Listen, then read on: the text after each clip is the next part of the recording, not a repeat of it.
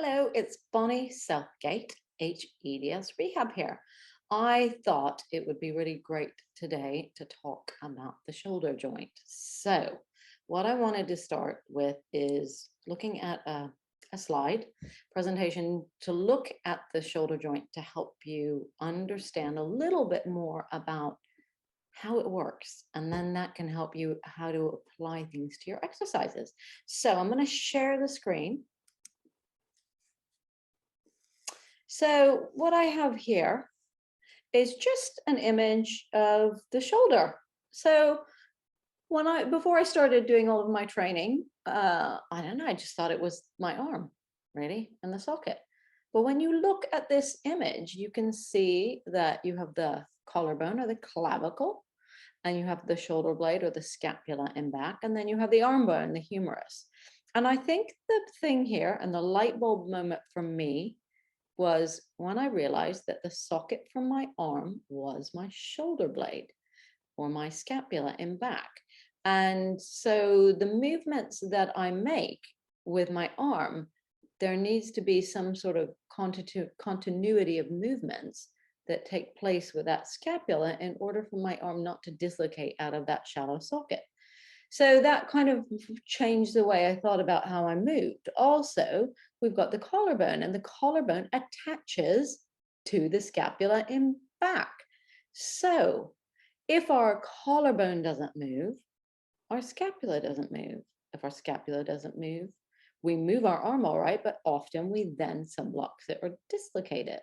So what I'm going to do, we're going to come out of here and we're going to talk about things that we might be able to do, or some of the things that might happen in a hypermobile body as a holding pattern.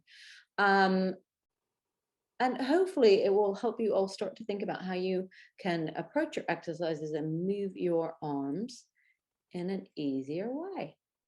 Right, so you've seen what it looks like, the bones, the clavicle, the scapula in back, and the arm.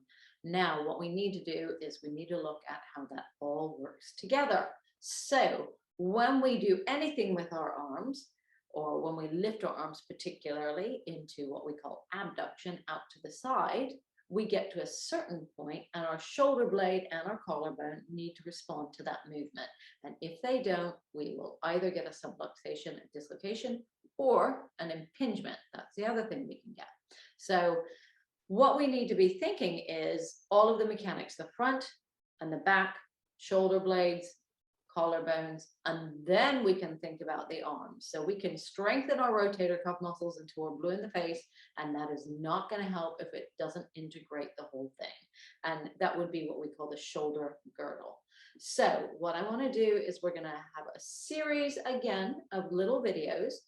This is going to be our #1 video, and we're going to look at the front, the collarbone, and we're going to think about ways that we can improve that. So what happens often, and I see this really regularly in the hypermobile community, is that we get in postures, we're at desks, we use everything in front of us. We drive in front of us, we do our dishes, and we end up quite dominant in the front of our chest muscles.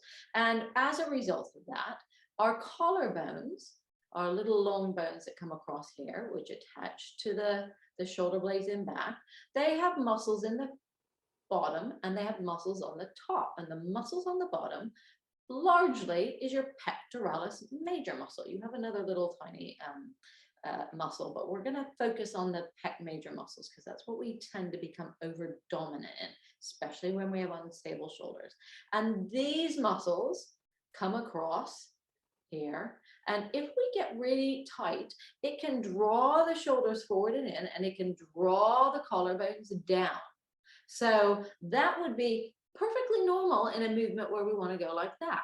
Unfortunately, though, that is not a good position for us to move or lift our arm from, because when we lift our arms, our shoulder blades in back need to be able to move that way in order to do it. And this collarbone attaches to your scapula here. So if it's dragged down in front, we never get that ability for the shoulder blades to do that around the ribs. So what we're going to start with today is number one exercise is looking at this posture. If you sit or you stand and you can see that kind of tightness in the upper trapezius and the collarbones that are lower down, then we need to think about these guys first. Rubbing out your upper trapezius won't help. Rubbing and trying to push your head back, impossible, won't help. The only thing you can do to start the improvement is to get the collarbones and the sternal bone to start to come up that way. So I might be really tight in my diaphragm. I might be very held there. I might be really tight in my ribs. I might be tight in all of this. What I want you to think of is that you put your hands on your sternal bone and you start to lift it up. And then I want you to think about your collarbones and I want you to start to lift them up. Now, if it doesn't feel like it lifts easy, then you might need to start to lift the front of the ribs up. So I want you to think about lifting here, and lifting here. And what that's going to do is take your neck into length. It's going to lengthen or allow the upper trapezius to sit where it should do. Might be quite hard work to begin with. And allow yourself to fall back into that posture. Look at that. That's going to give me a headache pretty quickly if I stay there for too long. Now, what I want you to be careful of sideways on is that you don't just try and lift up by arching your back there. So we have to think, I always think, put my hands here and have a hook on the sternum bone and lift it up, lift that hook up. Use your hands, help your tissue to lift up. Give that fascia and that fascial tissue a lengthening up through there. That is going to be exercise number one in trying to improve your shoulder mechanics. So I hope you found that useful. It's Bonnie Southgate, hEDS Rehab.